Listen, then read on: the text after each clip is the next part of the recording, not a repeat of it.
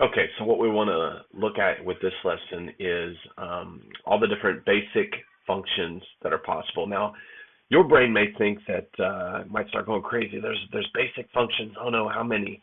Well, 12. We're only going to ask you to understand and work with 12 basic functions. However, they can get pretty complicated. So let's talk about them right now. And you'll see right here the most basic one is the identity function, the straight line. And we have studied this since forever. You are so familiar with these, you can crank them out left and right, not a big deal. The next one we're going to talk about is the squaring function. Now, that's anything that's being squared, okay? So quadratics would fall into the squaring function category. And you've done a lot of stuff with quadratics. We're going to work with these a little bit this year. We're going to work with these a little bit this year. But we're really going to study a lot of the cubing function items, which is the next guy over. We're really going to study some absolute value. We're going to dig all into reciprocal, and we're going to really mess with square root. We're going to look at all these a lot. And you can see for these 6 functions right here what the domain and the range is for all of these different functions. Okay, so here's 6 of them. All right. Here's another 6. Exponential growth, which we're going to talk a lot about. Basic logistic, which comes up a lot when you look at populations. The natural logarithmic function, we're going to spend a lot of time talking about the natural log of things. The greatest integer function, this will be the function that we study the least. Of all the functions that we work with, this will be the one that we spend the least time with. However, it is probably the one function that you will deal more in life with. Anytime you look at a cell phone bill, you're looking at the greatest integer function. When you get your text message plan, you're looking at a greatest integer function. So, and then we're going to spend 2 or 3 months talking about sine and cosine functions. These are also really important. And the cool thing with these is that the range only goes from -1 to 1. You don't have to worry about any numbers outside of that. So these are your 12 basic functions in the rest of this section that we talk about today, and for the rest of the year. The easier it is for you to recognize certain principles about these 12 basic functions, the easier your precalculus class will be. All right, so some of the things that we have to do is analyze a graph and really give it a good looking over and understand how it moves. And all the functions move the same way. All of the 12 basic functions move the exact same ways. So what we're going to do is we're going to look at a quadratic function, one that you've seen a lot, that you've graphed several times, you're very familiar with. And we're just going to talk about analyzing it a little bit, talk about some of the different things that it does. So one, where does the graph increase or decrease? Well, when we ask about increasing and decreasing behavior, we're talking about y coordinates. Where are the y coordinates going up or down? Okay, and so in this case, if we look at the blue graph, the x squared graph, and we want to know where it's increasing or decreasing, then we're talking about where are the y values going up. And so you can see right here that the y values are going up, but from what point? From the vertex. And it looks like this vertex is at the point 0, 0. So we would say that we increase from 0, and I include it. Some mathematicians won't, and there can be an argument for both cases. But I include it, and I say we increase all the way from 0 to infinity because the graph continues to move to the left, and it continues to grow. Where is it decreasing? Well, it's decreasing where the y values are falling. And if you'll look, the y values are falling to the left side of that vertex.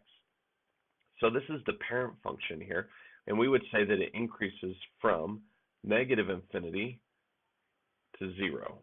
And again, I would include 0. Some people don't.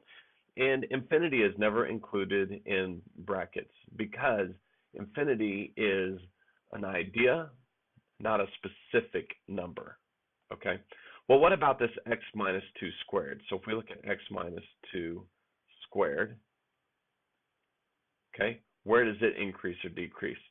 And the same rules apply. When we look at increasing behavior, we look at where the y values are getting larger and larger and larger. And it looks like the vertex is here at the point 2, 0. So we're going to go from 2, 0 which would be an x-coordinate here. So this is going to be from 2 to positive infinity. This is where my increasing behavior is going to be. My decreasing behavior then is going to be on the other side, where all the y values are falling. So that's going to decrease from negative infinity to 2. Okay? So is the function either odd or neither? Well, the blue function is even. Anything that can reflect over the y-axis and be a mirror image of itself is going to be an even function. This particular guy in red doesn't reflect over the y-axis and become a mirror of itself. If I were to reflect it over the y-axis, if I were to use that y-axis as like the mirror's edge, it would not be the same. So this isn't odd. It's really neither. Odd is a reflection over the line y equals x.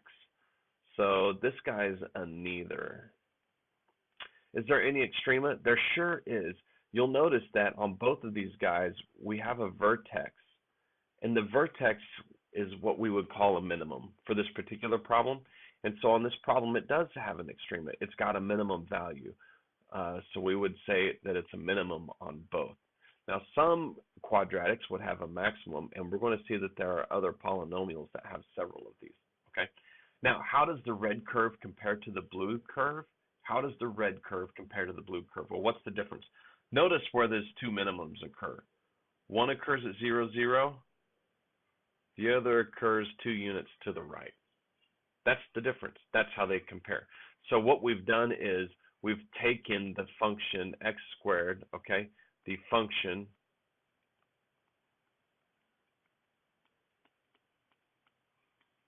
x squared has moved 2 units to the right.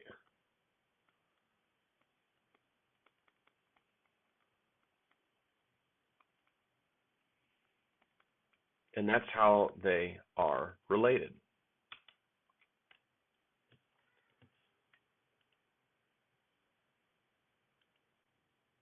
So some of the things that you'll have to do with functions is work with functions in a piecewise fashion, and sometimes that can be really hard to do, but we've got an example here of a piecewise function that actually turns into the shape of one of the 12 basic functions, one of those parent functions actually. And so this is a good one to kind of start with to look at and manipulate and see how well we can do.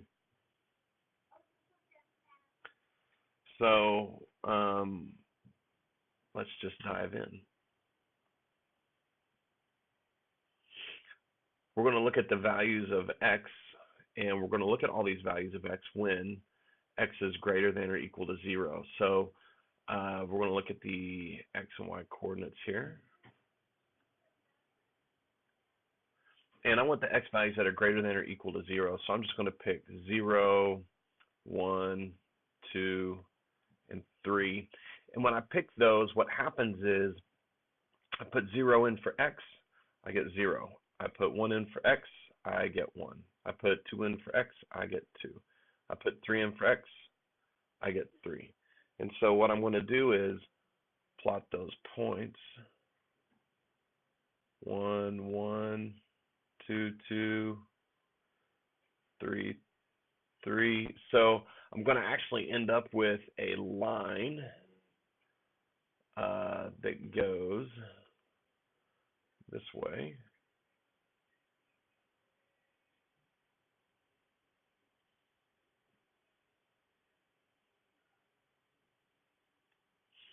And then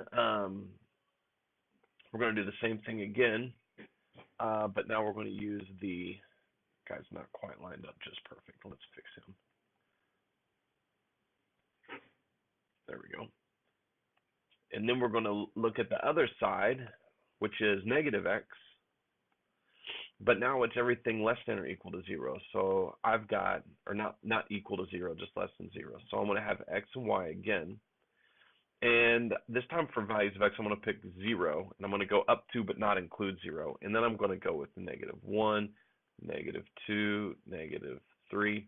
And what's going to happen is when I plug these in, I get 0, but then I get negative 1. That's positive 1. And then negative 2. that's positive 2. And then negative, negative 3, that's positive 3. And what am I talking about when I say negative, negative? Well, I've got this negative sign in front. He doesn't move. And then when I put my value for x in, which would be negative 1, I've got negative, negative 1. Some of you had may have referred to this as like a quick click, but this is going to end up giving us a value of 1. So when I plot those points, they actually go this way. And can you see which parent function I'm going to have? I'll complete it real quick. I'll add the other point on that.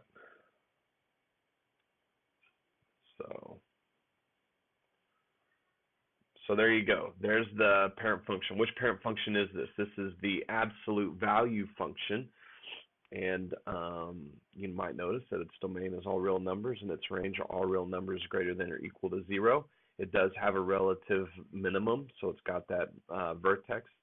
And so we can just talk about all kinds of the different things that it does. But that's how you would look at a piecewise function.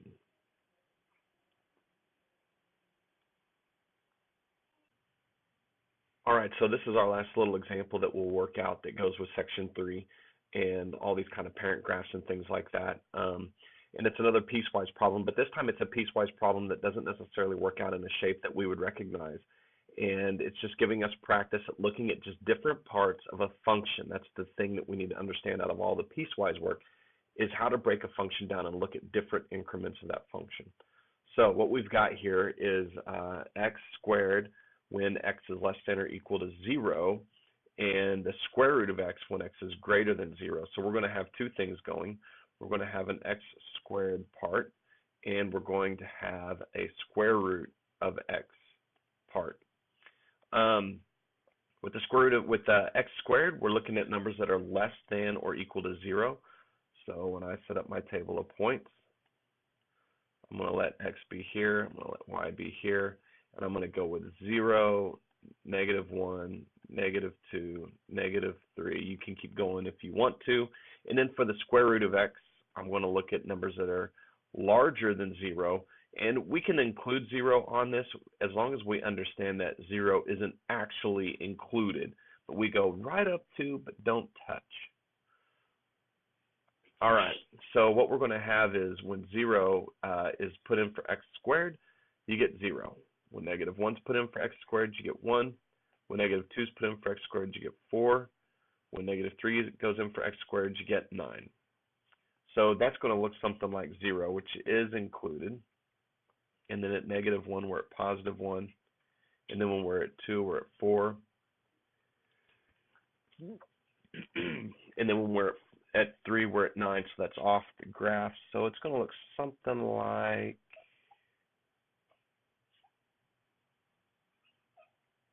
this right here. And then when you look at the blue side, you're looking at the square root of 0, which is 0. The square root of 1, which is 1. The square root of 2, which is like a really long decimal, 1.14.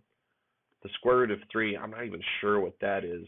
So let's go out one more to 4, and the square root of 4 is 2. And so when we graph this side again, we're at 0, so we would just put an open circle there. And it turns out that we fill in that spot. And then I go to the 0.11, to 1.4, 1.14 something, and then out to 4, I'm at 2.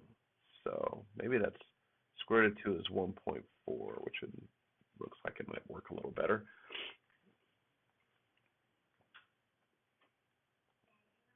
All right, so then what I'm going to do is just connect these guys right here.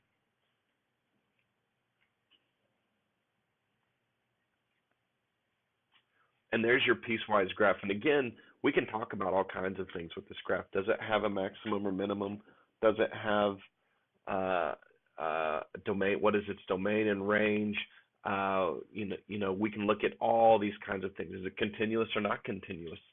So those are things that you need to think about when you look at that. And if you have a question with one of those types of things, please ask. But we spent a lot of time talking about how to analyze a graph, and so you should be able to do that, even with something that doesn't look quite as easy. But that's how you do a piecewise.